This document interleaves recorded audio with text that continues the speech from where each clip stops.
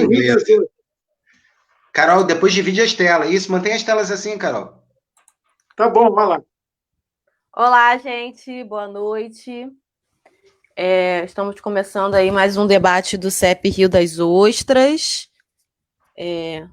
Esperar um pouquinho, né, para ver se aparece uma pessoa.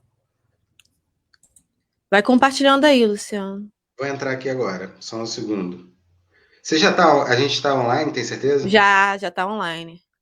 Tem 2 pessoas já visualizando a gente. Boa noite, gente. A gente já está começando o nosso debate. Esperar só uns 3 minutinhos para entrar mais gente. Isso. É o tempo de eu compartilhar aqui, só um segundo. Espero que estejam todos bem. Seguindo firme aí, né? Nesse isolamento social, nessa pandemia, nesse tudo, né, de conjuntura que a gente tem vivido politicamente, socialmente, né? Todo mundo esteja bem firme em casa e sereno o máximo possível, né? Porque são tempos realmente desafiadores.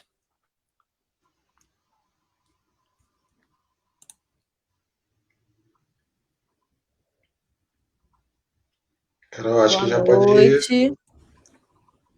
Vamos só começar. Passou um minutinho só, né? Eu sempre fico nervoso. Esse mundo online, né, é muito diferente, né? Nós que somos professores, estamos acostumados com os alunos, né, o calor humano. É sempre difícil online. Eu fico sempre nervoso. Sim. Então, Fico vou ansioso começar para logo. iniciar. O que que você acha? Quantas pessoas tem por enquanto? 10 pessoas, 11 pessoas, as Espera pessoas um estão pouquinho. chegando. Espera um pouquinho que eu vou botar na lista de transmissão do sindicato. Só um Tá bom. segundinho, por favor. Boa noite, quem está entrando aí agora. A gente, em instantes, já vai começar nosso debate sobre cultura e educação, com a nossa ilustre presença do Chico Alencar. Aliás, Carol, posso dar boa noite já? Pode? Então, boa noite, é um prazer, obrigado pelo convite. Chegando um pouquinho aí perto desse mar bonito de Rio das Ostras, nessa noite fria aí também, suponho, né? Sim, tá frio aqui. Olha, alguns de nós, não a Carol, né? Mas o Luciano me confessou que nós somos meio analfabetos. E eu estou vendo aqui na minha telinha, no StreamYard, que é o veículo dessa conversa, dessa live, né, que eu prefiro chamar de ao vivo, eu estou vendo 33 pessoas. Não é isso, não? Não, tem 16. Por que tem o número 33 aqui? Aonde? Não Lá tô vendo. tem lá, StreamYard.com. Tá? Não sei. No link. Que no meu não tá aparecendo, não. Também eu não sou as mais espertas também na internet, não. Porque eu tenho feito muitos ao vivo e sempre me disseram, antes de ontem foi com o companheiro Cláudio Dadmião, lá de Friburgo, aí aparecia lá, 80, 85. Agora a gente já está quase no 30, já tem 25. Tudo bem. E aí, Estou às ordens. Acho que já pode começar. Então, gente, vamos começar. Fechar aqui os microfones. Boa noite a todos. Né, esse aqui é o nosso debate do CEP. Né, a gente vem numa série recente, né, de fazer um debate. A gente fez o último dia 13 de maio. Agora a gente está fazendo sobre a temática de conjuntura e educação, né, discutir um pouco o que nós estamos vivendo e como todo esse cenário, né, político, econômico, social, né, e sanitário vem influenciando diretamente na educação, né, e quais as respostas que a gente tem que dar. Antes de apresentar, né, os nossos convidados, ilustres, É sempre bom lembrar, primeiro, para todo mundo, curtir a página do CEP Rio das Ostras. Quem não curtiu ainda, por favor, curta. Coloque lá para receber as notificações, sempre muito importante. Também curtir a nossa página do Instagram, @cep.riodasostras, né, para ajudar a gente a alcançar mais pessoas, né? Para entrar em contato com o CEP, né? Lembrando que a sede ela não está abrindo nesse período de isolamento social. O contato pode ser por e-mail para cep.riodasostras@gmail.com. As nossas notícias, né, podem ser acompanhadas, além do Facebook e do Instagram, pelo nosso blog, que também é cep.riodasostras.blogspot.com. E caso você não receba e queira participar, né, receber a lista de transmissão do CEP Rio das Ostras, você tem que mandar uma mensagem para o número aí 021 9653 28585. Todas essas coisas que eu acabei de falar, né, sobre o nosso e-mail, os nossos canais de comunicação, da lista de transmissão, tem postado na página do Facebook. E aí, só procurar lá, vocês vão ver isso tudo de uma forma escrita.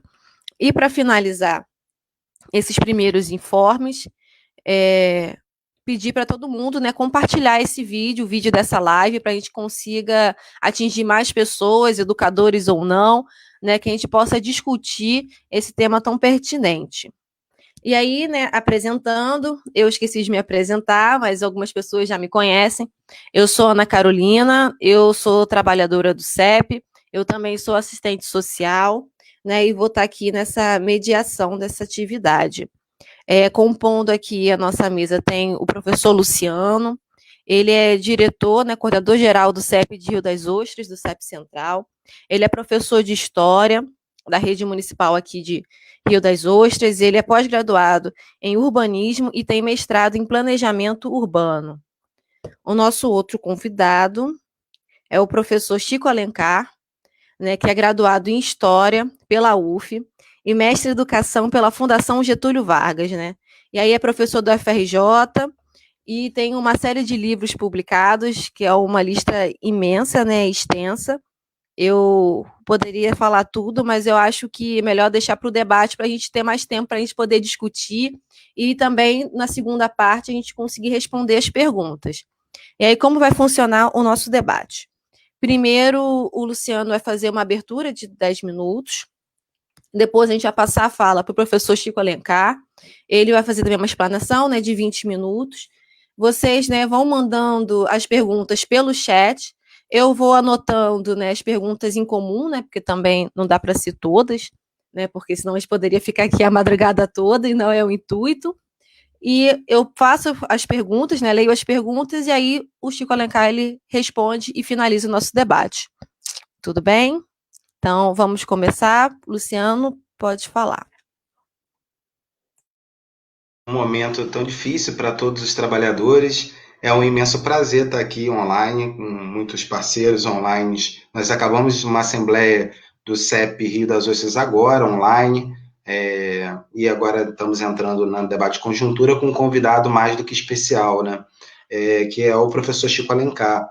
O professor Chico Alencar, ele fez um curso de formação política conosco no ano passado, oficial, dentro da programação da jornada pedagógica da prefeitura, mas era a mesa do segundo curso de formação política do CEP, com que ele palestrou sobre a pedagogia de Paulo Freire. Então, a primeira coisa que eu queria colocar é que quem perdeu essa maravilhosa palestra, pode entrar no YouTube, escrever lá, CEP Rio das Ostras, palestra Chico Alencar sobre a pedagogia do Paulo Freire, e assistir essa palestra maravilhosa que o Chico nos ensinou no ano passado. Então, boa noite a todos e todas, agradecer muito, muito, Chico, a ter aceitado participar desse debate. Eu vou fazer uma série de pequenas provocações para que o Chico, na sua fala, consiga nos localizar num momento tão difícil, né?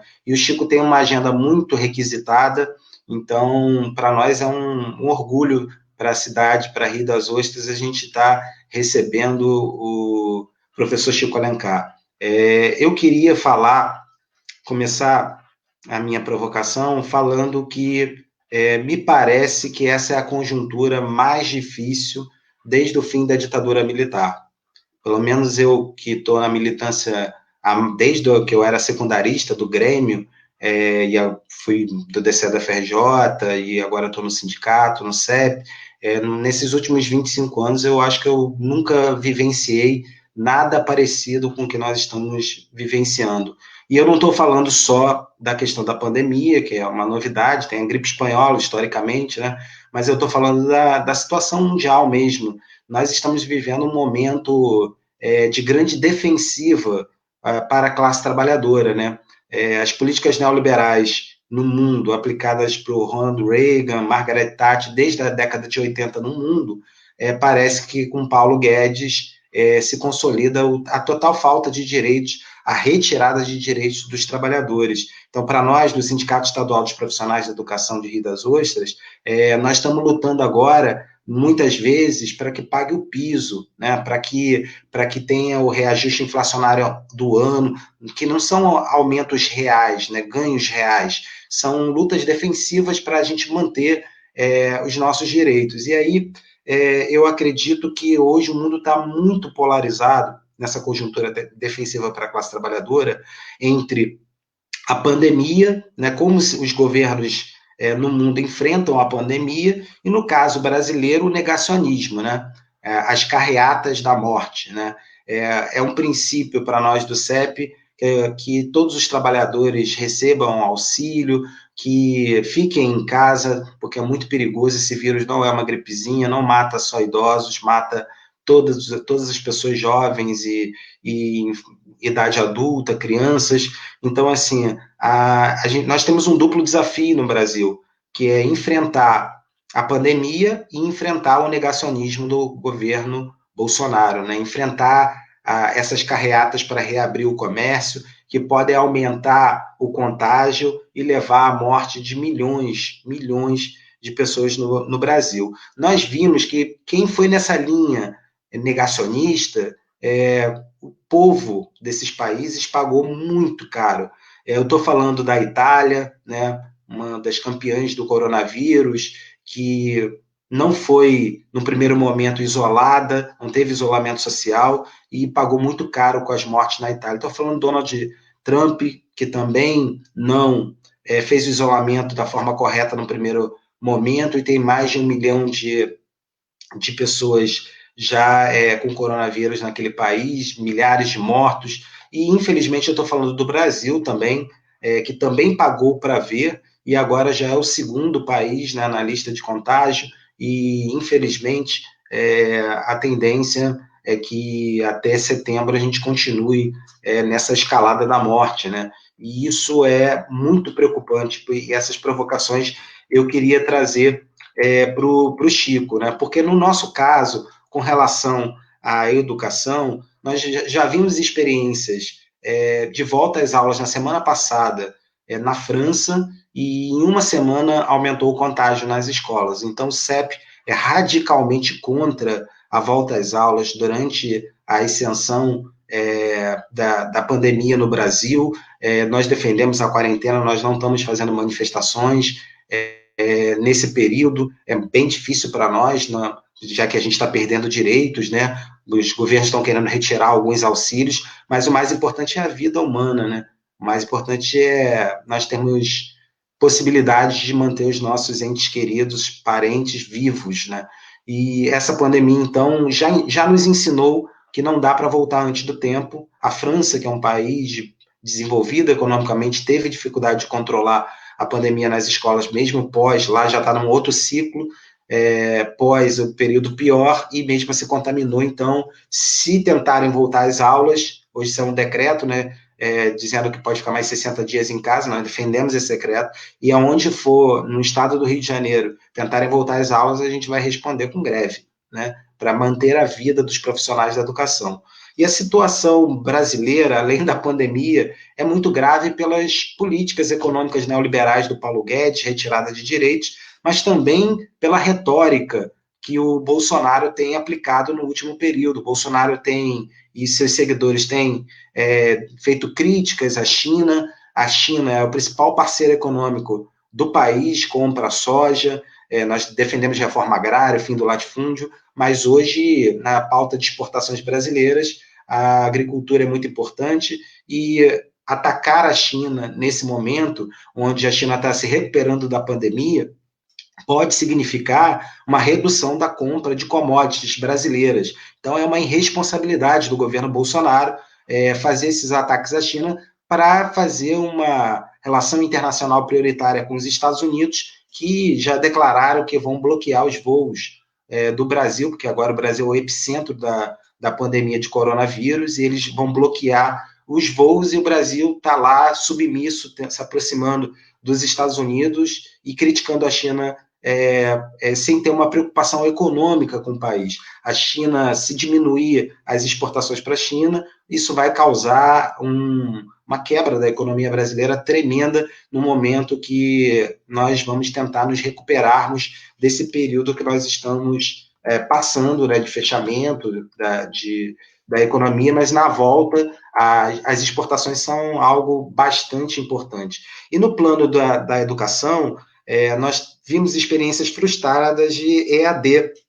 Na verdade, não chama de EAD, chama de trabalho remoto, e é muito importante para os educadores entender o que está por trás dessas políticas de trabalho remoto. É claro que nós queremos que nossos alunos tenham acesso a algum tipo de material para estudar, quando estão trancados com seus pais dentro de casa. Então, trabalhos para casa, nós não somos contrários a princípio, mas nós somos contrários à EAD como ideologia, né? Essa ideia de substituir a aula presencial, ela é impossível e está provada. A maior parte dos alunos não tem acesso à educação da rede pública, não tem acesso à educação através da internet, porque não tem acesso à internet, não tem acesso à educação. Então, nós estamos falando, na verdade, do fim da universalização da educação. Essa proposta de fim da universalização da educação não é nova. Fundação Ayrton Senna, né, os grupos, os tubarões da educação, os grupos que querem dominar, que já dominam a educação privada presencial, mas querem também dominar a EAD, a educação à distância, e querem utilizar isso através de plataformas, como o governo Pedro Fernandes, que é o secretário estadual de educação, acabou fazendo essa parceria com o Google Classroom, enriquecendo essas empresas multinacionais que não têm compromisso com a educação e que, na verdade, abre as portas para o fim da universalização da educação, uma conquista tão importante na Constituição de 1988, que todo aluno tem que ter matrícula, tem que estar na escola. Após a pandemia, pode ser que se avance mais aceleradamente a ideia de que não é necessário uma educação universal, não é necessário que todos os professores estejam em sala de aula garantindo a lei, a Constituição e a universalização da educação. Então, às vezes, é muito difícil, porque parece que o sindicato, o CEP, parece agora o defensor do óbvio, né? Mas o óbvio parece não óbvio. É óbvio que não pode ter prova do Enem, que a prova do Enem tem que ser adiada. Isso é óbvio. Nós não sabemos nem quando vai voltar o calendário letivo. Mas o óbvio não é óbvio, porque quanto tempo demorou para o ministro da Educação adiar o Enem? Me parece, aqui no caso de Rida Soest, óbvio que não deveria demitir nenhum contratado durante a pandemia, porque eles não vão conseguir outro emprego. Mas o prefeito de Rio das Ostras demitiu mais de 1.000 contratados, convocou os concursados por muita pressão do CEP. Nós sempre defendemos convocar os concursados, mas poderia pagar os contratados e convocando os concursados e pagar os concursados. Ele flertou com a ideia de só dar posse efetivo exercício após o fim da pandemia, que colocaria pessoas tomando posse e ficando 3 meses sem salário, sendo que muitos desses profissionais da educação têm 2 matrículas, exoneraram numa matrícula para poder assumir a matrícula em Rio das Ostras. E o prefeito flertando com a ideia de só dar posse efetiva pós-pandemia, o que é um absurdo. Se fizer isso, nós vamos judicializar o processo, mas parece que eles recuaram nessa tentativa, né? Nós precisamos debater fundamentalmente o calendário letivo. é necessário a redução das 800 horas. O MEC já reduziu os 200 dias letivos, mas não fala das 800 horas, que são impossíveis de serem implementadas. Nós estamos num período de caos social, de aumento da vulnerabilidade social, e o MEC parece não entender que nós precisamos reduzir essas 800 horas, nós precisamos garantir um pensamento mais global sobre o calendário letivo, e só dá para pensar o calendário letivo de forma mais global quando nós soubermos quando vai terminar a pandemia, e ninguém tem essa resposta, né? Tudo indica que só em setembro nós vamos ter mais segurança, mas agora com essa onda de reaberturas, que os prefeitos como Crivella, no Rio de Janeiro, promete reabrir, em Niterói, já mandaram alguns profissionais da educação, e o CEP fez greve, né, ameaçou com greve. Então, nesse momento que nós não sabemos como ser efetivo o calendário, é muito importante que nós façamos um debate de fundo sobre a redução das 800 horas. O Bolsonaro, eu acho que durante a pandemia, se enfraqueceu politicamente, mas ele não perdeu o poder, e ainda tem um apoio de cerca de 25% da população nas últimas pesquisas, e na minha opinião, e aí para ir finalizando e passar a bola para o professor Chico, o Bolsonaro tem um projeto. O projeto dele é polarizar a sociedade brasileira. Ele quer que a sociedade fique cada vez mais polarizada entre os defensores do Bolsonaro e os contrários ao Bolsonaro, e a pandemia, a morte, que ele chama de gripezinha pelo Covid-19, vai gerar, e já está gerando, já gerou um caos social. E a tendência é que há um aprofundamento desse caos social nos próximos meses, um aumento da miséria e da fome, e quando a sociedade se aproxima da barbárie, é muito, como historiador que sou, né, é muito comum acontecer assaltos a mercados, fome, miséria absoluta, situações de nenhum controle sobre a sociedade, e na minha humilde opinião, eu acho que o Bolsonaro está fazendo uma escalada autoritária para o neofascismo, ele é um neofascista, ele está pavimentando para que quando chegar nessa situação de caos, de morte na porta dos hospitais, porque não tem respirador e não tem como ser atendido, dizer que a solução mágica é uma intervenção militar nas ruas, para controlar a população, o que é um absurdo, e tentar fazer um golpe militar com o Bolsonaro no poder. E esse é o pior cenário possível. Nós lutamos décadas para acabar com a ditadura militar nefasta no Brasil, e por isso que eu acho que nós estamos vivendo o pior momento, porque há uma possibilidade de um golpe militar do Bolsonaro. Mas eu acredito que há uma segunda possibilidade para o Chico responder, uma segunda provocação, que é com relação a burguesia nacional, né, os donos dos grandes meios de produção nacional. Eu estou falando da Rede Globo como agente ideológico, eu estou falando dos democratas, do PMDB, dos partidos do Centrão, que não decidiram derrubar o Bolsonaro, mesmo ele estando sem ministros da Saúde, e mesmo ele negando o que a Organização Mundial da Saúde vem pregando, que é o isolamento social, mesmo ele saindo sem máscara, mesmo ele fazendo atos contra o Supremo Tribunal Federal todo domingo, mesmo assim, mesmo o vídeo saindo, né, o show de horrores que nós assistimos na última semana, das declarações do Bolsonaro, mesmo ele intervindo na Polícia Federal, o impeachment ainda não foi votado, né? O Maia está sentado em cima do impeachment. E aí eu acredito que essa segunda possibilidade, que é o impeachment do Bolsonaro, capitaneado pela burguesia, pelo Maia, colocar Mourão no lugar do Bolsonaro também não vai resolver todos os nossos problemas. Nós somos a favor do impeachment, não tem como continuar com um presidente irresponsável, mas o Mourão também é conivente com esse negacionismo que o Bolsonaro representa, com políticas autoritárias, com políticas neoliberais, e também não é o melhor caminho. E o problema que nós vivemos, principalmente para a esquerda hoje, é que a esquerda vive de manifestações, a esquerda deve defender a vida. E como defender a vida se nós não podemos fazer manifestações? Então, eu acho que a esquerda ela tem como principal objetivo defender a vida nesse momento. Não dá para fazer ato, eu acho que não há condições de fazer ato, nem com isolamento, e o principal instrumento de pressão do sindicato, do CEP, que são as mobilizações sociais, nós não temos como fazer num período curto, porque nós temos que garantir a vida. E para encerrar, é muito importante as doações, o CEP está no movimento solidário, junto com vários outros agentes sociais aqui. No sábado agora a gente vai distribuir 120 cestas básicas, os artistas da cidade não receberam nenhum tipo de auxílio ainda, então é muito importante a contribuição de quem pode depositar na conta que está lá nas redes sociais do CEP, para que a gente possa distribuir mais cestas básicas, ter solidariedade de classe e tentar minimizar a miséria que nós estamos vivendo. Então, são as provocações que eu queria fazer, queria agradecer muito ao Chico Alencar, a Carolina, para a gente ter idealizado esse espaço,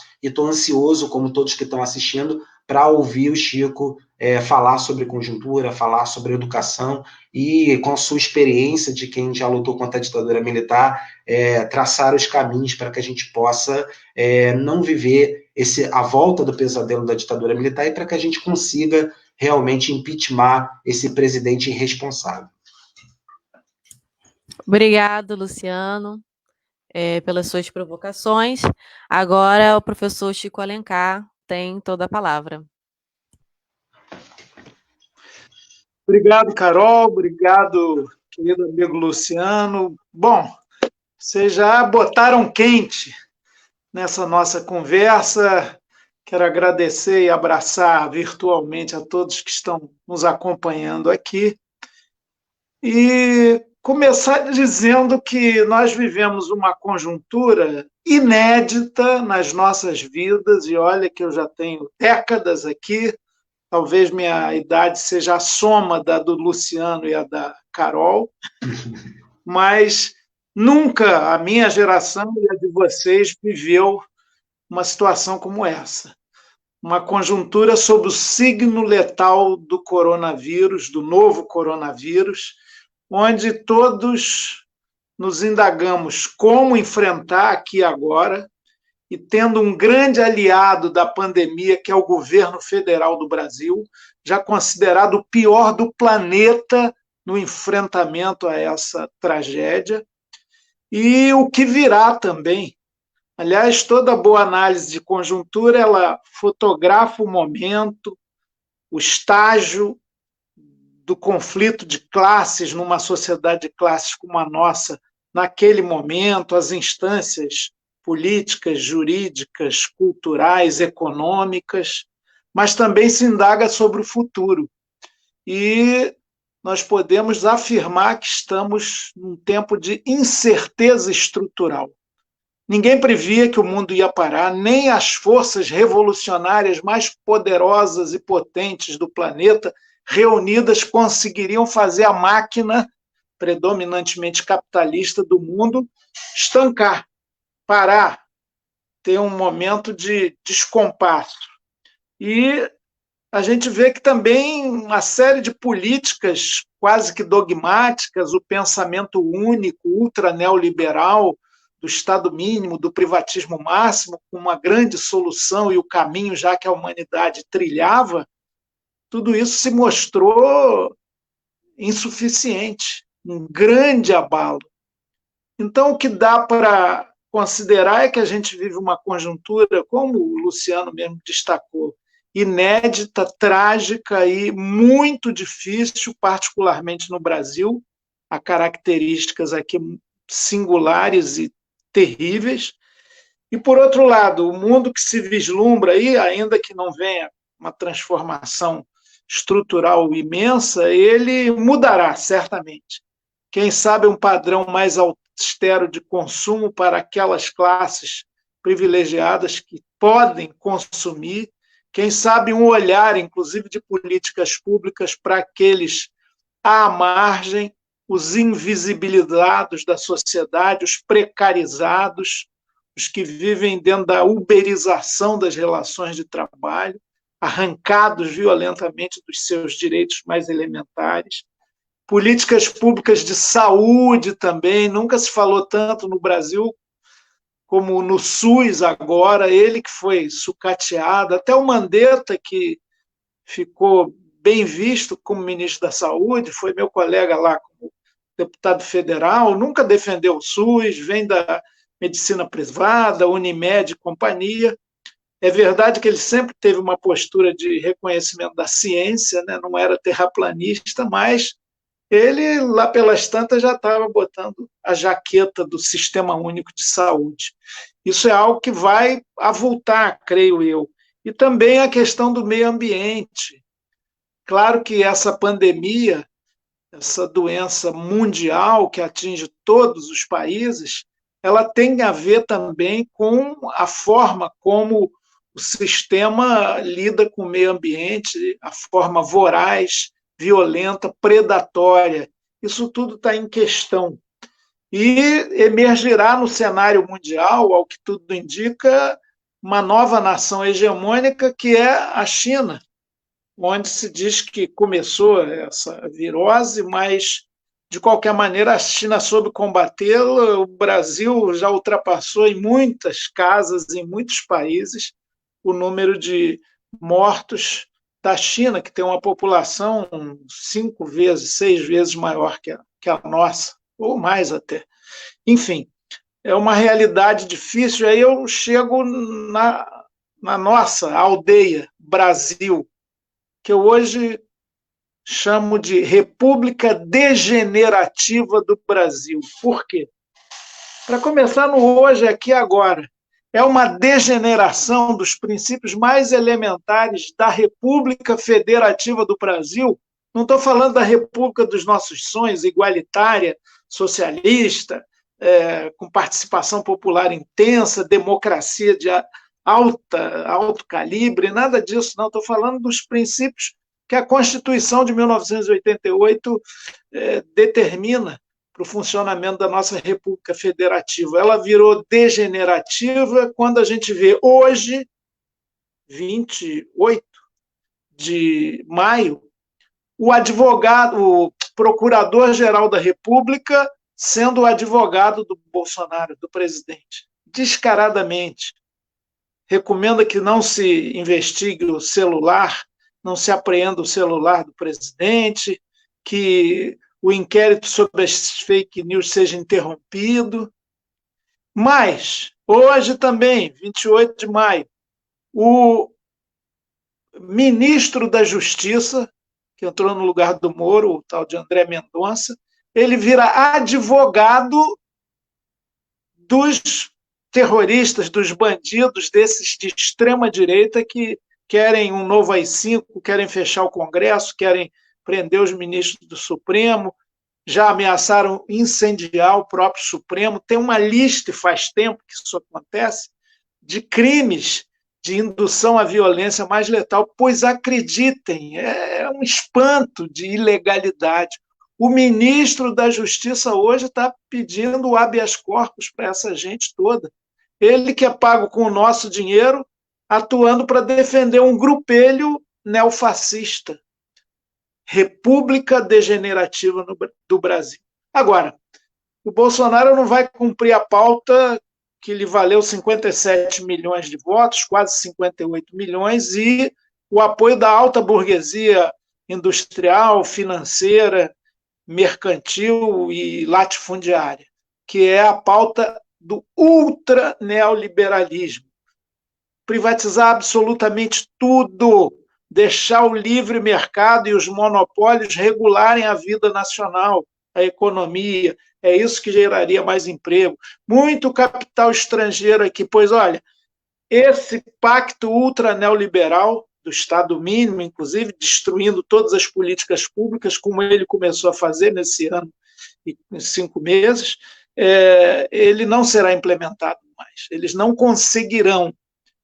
E isso gera crise. Como se viu nessa reunião emblemática do Conselho de Ministros, ali do dia 22 de abril, o Guedes é um adepto, inclusive no linguajar chulo, das ideias destruidoras de Bolsonaro.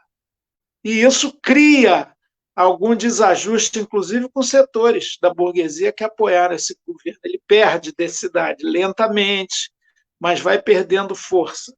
Por outro lado, há um isolamento político desse governo. Tanto que ele busca agora desesperadamente o centrão, os mais corruptos, Roberto Jefferson, Valdemar da Costa Neto, Gedel Vieira Lima, todos esses e seu entorno estão voltando a abocanhar nacos importantes do Estado brasileiro e do orçamento público. Já se estimou em torno de 54 bilhões esse ano para o rachuncho com esses partidos que vão compor o governo, e que são o chamado centrão, que tem um número expressivo de deputados, em torno de 200, isso barra qualquer pedido de impeachment, em tese. Tem também a militarização do governo.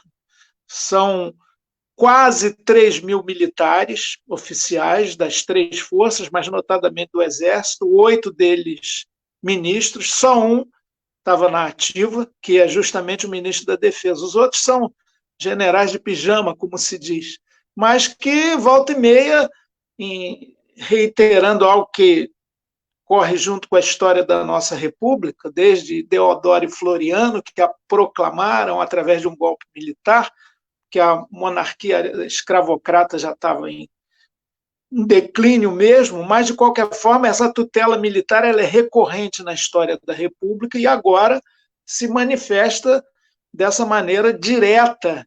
Entretanto, e aí eu já tento responder a uma das provocações aí do Luciano, muito ricas e fortes todas elas, eu não vejo cenário hoje para um golpe empresarial militar nos moldes de 1964, não. Claro, o Bolsonaro ele tem uma índole neofascista, autoritária, violenta, é o presidente do Idaí, do cala-boca, e hoje, né? Como é? Acabou, porra! Quer dizer, isso revela nessas expressões, e aquela reunião do dia 22 é o retrato mais acabado desse tipo de postura, um veio autoritário, autocrata violentíssimo, mas sozinho ele não consegue. Por isso vive reclamando dos outros poderes. O sonho dele era ser um ditador pleno. Não conseguirá, e a conjuntura, inclusive internacional, não respalda um golpe semelhante ao de 1964. Eles estão insatisfeitos com instituições burguesas, conservadoras até na sua essência, como o Congresso Nacional e o próprio Supremo. Mas, naquela visão, inclusive, correta que o Luciano destacou de precisar ter um oponente, ter um antagonista permanentemente e viver de provocações, que é o jeito Bolsonaro de ser e de fazer política, eu conheço bem, fui vereador com ele nos anos 80, final dos anos 80 do século passado, na Câmara Municipal do Rio, e depois estive lá ao lado dele em posições sempre distintas, durante 4 mandatos meus como deputado federal, e ele que teve 7 mandatos. É um homem do aparato de Estado que vendeu a imagem exitosa de ser contra o sistema e contra um Estado conservador e corrompido. Enganou todo mundo. Mentiroso, mas exitoso nesse sentido. Pois bem, um golpe militar, vamos botar a tropa, seria um autogolpe. Para o quê? Fechar o Congresso, fechar o Supremo? É extremamente improvável e, claro, haverá reações, nós todos estaremos aí, num caso desses, até desafiando as normas de isolamento, de distanciamento social, mas a gente, num limite desses, teria que ir para a rua, morreria gente, seria um conflito violento. As Forças Armadas, que já pagaram um tremendo desgaste pelos 20, 25 anos de ditadura militar, não estariam dispostas enquanto Força Armada, aí nessa aventura.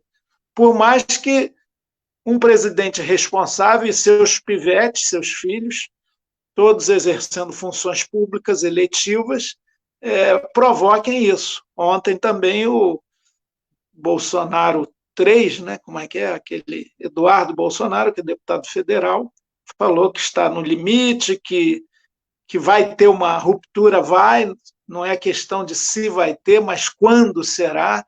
O mesmo que falou que bastava um jipe, um tenente, um soldado, alguma coisa assim, para fechar o Supremo, o mesmo que falou que tinha que ter um novo AI-5.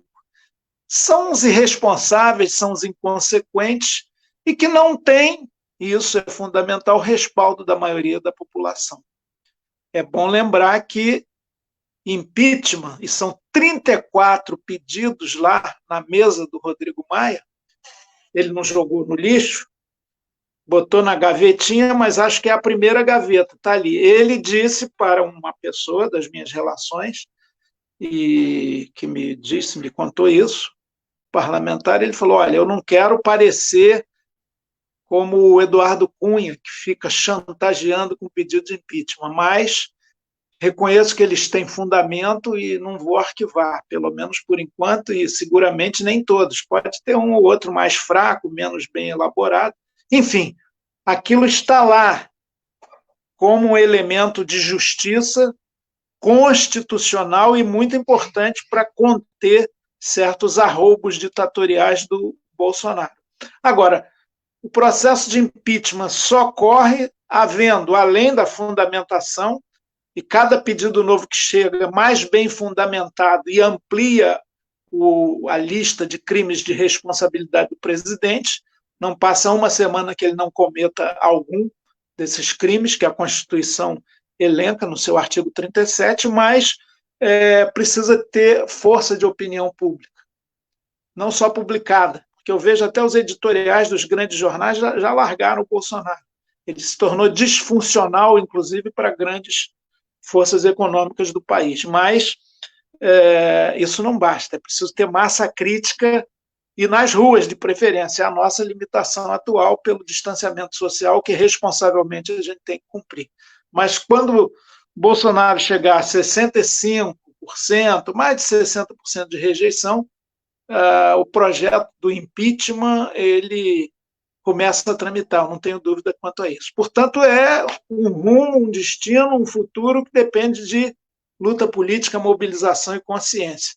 Um outro aspecto é a cassação da chapa pelo Tribunal Superior Eleitoral. Felizmente, agora, quando o novo presidente do Tribunal Superior Eleitoral, o ministro Roberto Barroso, toma posse, ele fala que daqui a 2 semanas vai botar para andar os 3 ou 4 pedidos de cassação da chapa, sobretudo pela fraude das fake news, que foram muito fortes nas eleições de 2018 e que o Supremo, nesse inquérito aí, provocou tanta reação dos neofascistas, uma lá pedindo para ser presa de qualquer maneira, para se vitimizar, falando os maiores impropérios, xingando o ministro do Supremo, uma coisa muito desqualificada. Nós estamos numa conversa de professores. Olha, é evidente que não tem que cair naquele moralismo tantas vezes falso. Não, falar palavrão é uma coisa muito feia. Muitas vezes, muitos de nós, a exceção existe, mas é rara, né? É uma exceção, falamos palavrão. E é uma expressão, é uma força idiomática em qualquer língua muito contundente. Pois o Bolsonaro conseguiu até desmoralizar o palavrão. Ele usa palavrão numa reunião ministerial como se fosse vírgula. Pois bem, os seus seguidores também, inclusive seus filhos, gostam do palavrão. Hoje eu mesmo vi um tweet lá, uma postagem no grupo de Zap do tal Carlos Bolsonaro, o tal Carluxo, zero. Eu esqueço essa classificação, acho que é o 02, é coisa de milico, né? Ele xinga o PSOL, o PT, os partidos lá, manda para aquele lugar, manda tomar. Assim, é uma coisa baixa, rude. E para quem achou que o Bolsonaro é muito autêntico, essa reunião exibida aí vai mostrar que ele é um homem do povo, viu-se na pesquisa Datafolha de ontem a rejeição, porque mesmo que nós gostemos de falar palavrão, mesmo que o povo sinta como uma linguagem comum, que ele canta em coro nas arquibancadas do futebol, a maioria absoluta das pessoas acham que não é uma linguagem apropriada, ainda mais para uma reunião de ministros, ainda mais no momento como aquele 22 de abril, que é o de hoje menos grave, mas é um momento terrível, embora eles não tenham tratado da pandemia a não ser por um informe técnico lá do então ministro da Saúde. É uma vergonha, né? Esse é o grande xingamento à população daquela reunião. Assuntos candentes do país não foram tratados ali. O Bolsonaro fala dele, do seu poder da proteção de amigos, filhos e parentes. Pois bem, vejam, eles trataram de tudo menos de assuntos importantes e, pior, trataram de negócios pessoais do próprio Bolsonaro. Não houve uma bala de prata, foi uma saraivada de balas de prata no meio ambiente, na educação por omissão, no Supremo, na economia, nos pobres, nas pequenas empresas que o Guedes despreza verbalmente naquela reunião, nos povos indígenas, enfim. E a pesquisa que eu fiz referência, até fiz questão de ler com vagar. Primeiro, 61% dos ouvidos pelo Datafolha ontem e no dia anterior consideraram que naquela reunião Bolsonaro usou o cargo, a função de presidente, para pressionar, para interferir, sim, pelos seus interesses na Polícia Federal. 61%. Só 32% dos ouvidos consideraram que ele queria, de fato, cuidar da sua segurança pessoal, como ele tem falado, e seus ministros também. Desses que rejeitaram a versão do Bolsonaro, olha que sinal interessante, 70% de jovens, de 14 a 21 anos, e 72% de negros. Teve um corte de etnia, de cor da pele, ou de raça, se quiser, na pesquisa que mostrou isso. Depois também um outro elemento sobre a própria fala do Bolsonaro, para aqueles entre nós até que disseram, pô, aquele jeito dele, aquele linguajar, o povo se identifica. Mesmo quem fala palavrão não gosta daquela superabundância de palavrões. E 76% consideraram essa fala inadequada, né? Mulheres, sobretudo, né, na sua grande maioria. Então, tem muito desgaste por aí. Hoje também saiu uma pesquisa mais de avaliação do governo, parece que o ruim e péssimo já supera bem o bom e ótimo. Quer dizer, o vento está virando, felizmente, e mais para a alternativa do governo ser despedido do que para o governo ser fortalecido num alto golpe militar. Eu encerro para a gente poder debater, né, porque essa hora está todo mundo cansado, falando sobre o nosso tema específico aqui, a educação. Talvez, de novo, o emblema mais forte da tragédia educacional brasileira hoje, essa que o saudoso Darcy Ribeiro dizia que a crise dela, da educação, não é uma crise, é um projeto dentro da história da nação brasileira, do povo brasileiro. Pois bem, o maior símbolo da degeneração da educação pública no Brasil, em todos os níveis, é esse ministro da Educação, né?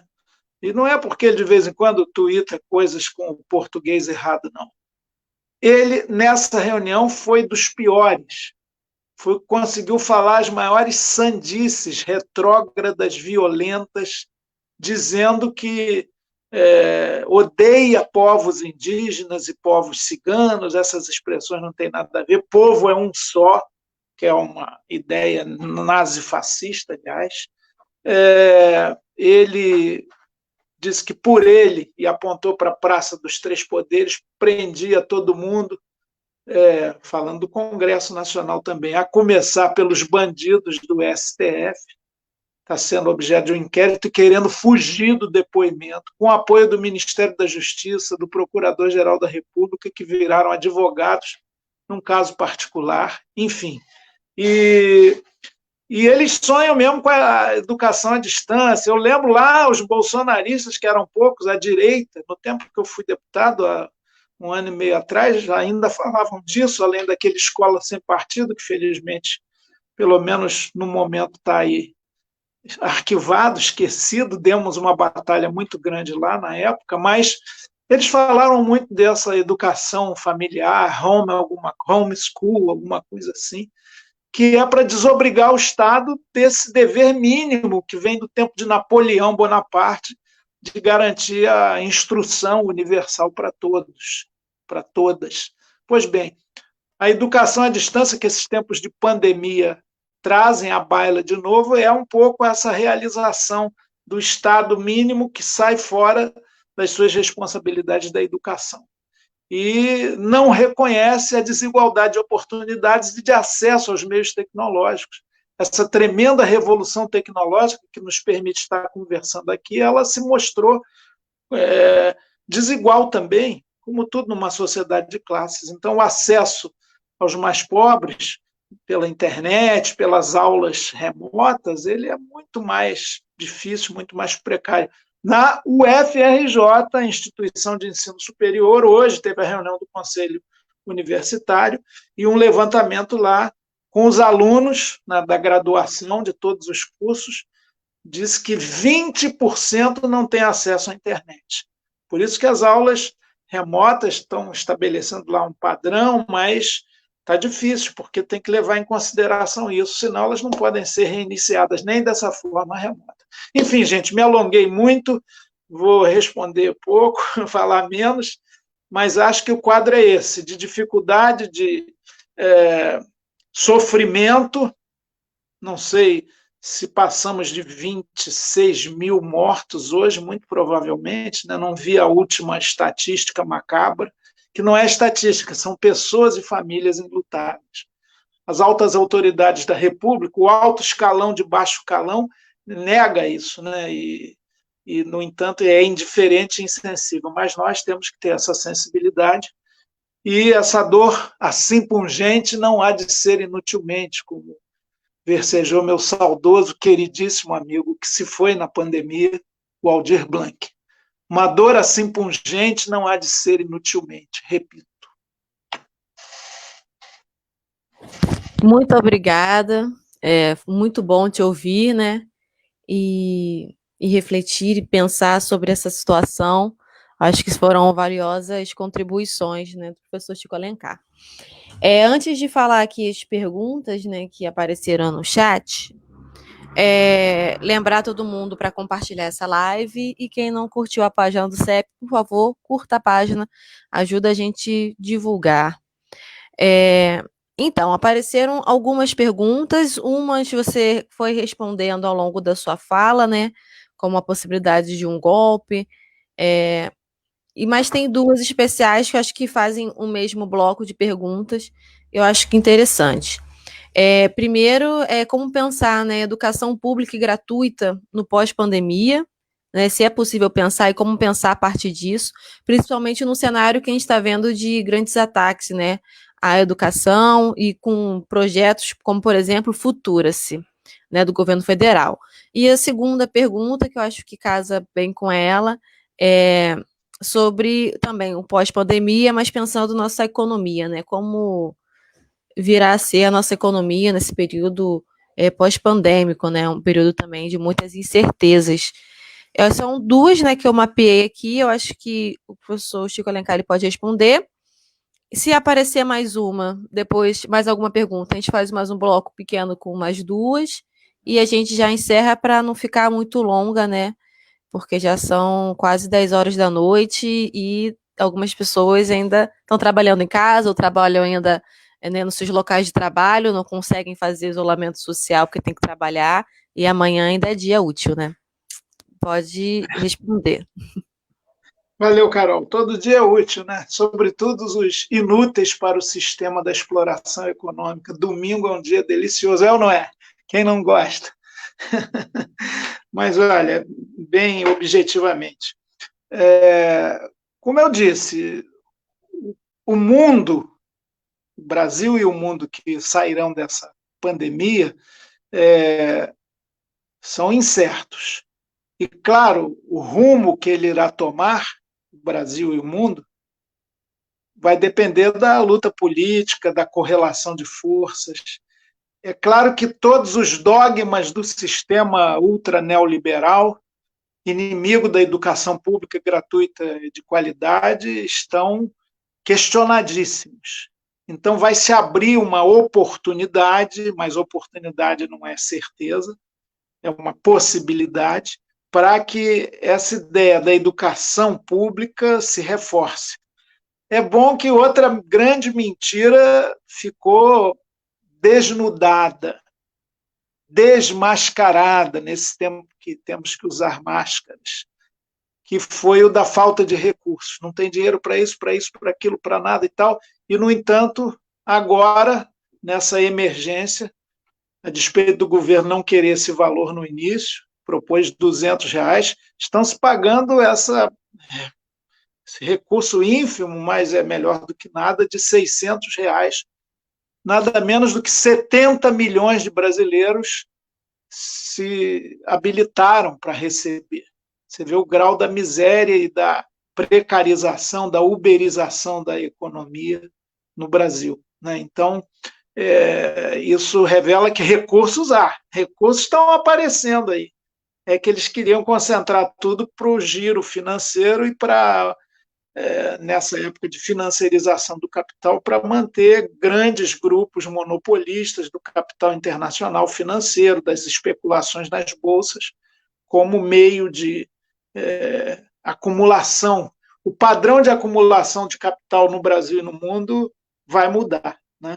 E projetos como o Futurice, que estava ainda em discussão e depende da adesão das universidades, também fica muito abalado, porque a gênese dele e o seu âmago, o seu sentido maior é de articulação das universidades com as empresas privadas, para que elas passem a financiar o ensino de acordo com os seus interesses. Eu queria agradecer até aquele momento que foi muito rico para mim. O Luciano fez referência da ida aí para fazer naquela colaboração do CEP, né, da formação política, uma palestra sobre o querido Paulo Freire, que eu tive o privilégio de conhecer um pouquinho, conviver um pouquinho, mas para mim é que foi muito rico, né? E dizer que também que daqui a pouco, provavelmente daqui a umas 2 horas, essas coisas do mundo moderno, entra no Globo Online um artigo meu que chama Saraivada de Balas, que mostra exatamente, eu faço uma análise de que balas de prata letais foram atiradas, que gatilhos foram acionados naquela reunião histórica e horrorosa, a pior da nossa história republicana, certamente, do Conselho de Ministros do Bolsonaro. É bom a gente pegar muito essa situação aí também muito nova, de uma reunião de ministério ser revelada, para mostrar como eles, na verdade, só têm esse projeto raso de privatizar tudo, deixar o mercado dominar, e muita repressão e muito conservadorismo nos costumes. Tudo isso também está abalado, apesar do apoio que continua ao Bolsonaro, que, aliás, Bolsonaro, que não é nada cristão, quem vive defendendo o armamentismo não pode ser considerado cristão, mas alguns coronéis da fé de algumas igrejas neopentecostais continuam lá agarrados ao poder. Bom. Então, gente, tivemos só mais uma perguntinha. Agora, depois desse bloco, né, que o professor respondeu, minha proposta é fazer o seguinte: vou falar a pergunta, o Chico Alecá ele responde, já, né, encerra, e aí depois eu passo para o Luciano, ele também faz as considerações do final, né, despedida, e a gente encerra a nossa live. Perguntaram também aí no chat se o vídeo vai continuar no Facebook, vai continuar, depois do ao vivo ele fica direto na nossa página, esse e outros vídeos que a gente fez nesse processo aí de isolamento social. A pergunta é a seguinte, da Elaine Cristina: existe algum projeto de lei para sanar essa perda educacional que estamos vivendo? Olha, eu tenho muito orgulho, eu sou filiado ao PSOL, tenho muito orgulho da atuação da nossa bancada lá em Brasília, está firme, está em cima, está muito atuante, está não dando sossego aos arroubos autoritários do governo, né? Mas, por outro lado, em matéria de educação, eu não acredito muito em projeto de lei pontual para resolver isso ou aquilo. A gente tem que garantir, basicamente, a minha experiência lá como deputado federal indicou isso, recursos orçamentários, que é a lei mais importante que se vota todo ano. Como ela não tem um autor exclusivo, é uma obra coletiva necessariamente, ela não ganha muito destaque, não. Mas garantir recursos orçamentários para a educação em todos os níveis, municipal, estadual e federal, priorizar de verdade, não só apenas em discurso. Em segundo lugar, também creio que a gente tem que assegurar que as escolas tenham um projeto político-pedagógico, sejam comunidades vivas e que cada vez mais consigam se autogerir. Isso é muito importante. Até do ponto de vista de recursos, com total transparência e controle popular. Isso é um ideal que algumas prefeituras por esse Brasil adentro já praticaram em alguns momentos, né? Mas, no mais das vezes, é tudo muito vertical, de cima para baixo, de normas e diretrizes que as pessoas têm que se enquadrar e cumprir. Eu acho que o que garante a prioridade da educação pública, democrática e de qualidade, é a consciência de quem educa, dos educandos, das comunidades vivas. Sem uma grande construção de defesa dessa educação pela base, ela não vai acontecer, né? Mas eu creio que há sementes desse tipo de participação já muito expressivas. Eu queria, por fim, fazer um registro pessoal. Eu vi que entrou aí no chat o Áureo Mendonça. Se foi o meu querido colega do tempo da UF, deixo um grande abraço. Se não for ele, vai também um grande abraço, porque me fez recordar desse querido amigo com a sensibilidade que tanto falta no mundo. Obrigada. Luciano, você dá seus agradecimentos.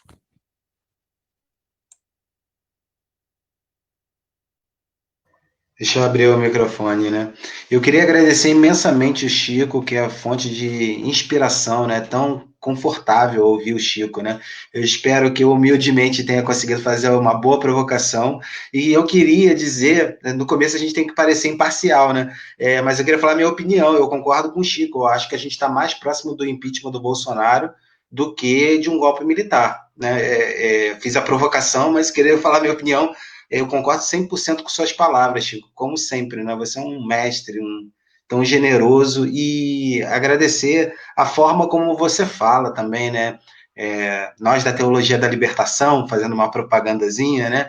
A gente precisa, a esquerda tem uma outra forma de se comunicar, e eu não tenho a menor dúvida que da esquerda brasileira, dos educadores brasileiros, você é o melhor de comunicação, as pessoas compreendem com tanta generosidade e tanta gentileza. E a gentileza de você reservar seu tempo para fazer essa live aqui com o Sindicato Estadual dos Profissionais da Educação. Eu queria agradecer muito, dizer que a luta vai continuar, só a luta muda a vida. Queria agradecer a Carol por sistematizar esse debate, por elaborar junto conosco esse debate, e agradecer a todos que estão até essa hora na live. Depois vai estar no YouTube. É muito importante, pessoal, porque essas mídias sociais são todas pagas, né? Então, assim, curtir a página do Facebook, dá para curtir o blog do CEP também, e dá para curtir o YouTube do CEP Rio das Ostras. Então, esse vídeo também vai para o YouTube do CEP Rio das Ostras, como já está lá também a palestra do Chico sobre Paulo Freire. E eu queria realmente agradecer muito, Chico, por você ter aberto sua agenda na correria para estar conosco. E agradecer a Carol pela mediação. Seguiremos juntos, companheiro. Obrigada, Lu. Também, né, para finalizar aqui, agradecer todo mundo que esteve aqui com a gente hoje nessa live noturna, né, a média de 50 pessoas. Muito obrigada aí pela participação, pela interação. Lembrando todo mundo que o vídeo vai continuar aqui, vai estar no nosso YouTube para compartilhar, para a gente continuar rodando aí nessa informação e conseguir agregar mais pessoas e alimentar bem mais o nosso debate, né? Agradecer ao Luciano, né, pela participação, ao Chico Alencar por estar aqui com a gente.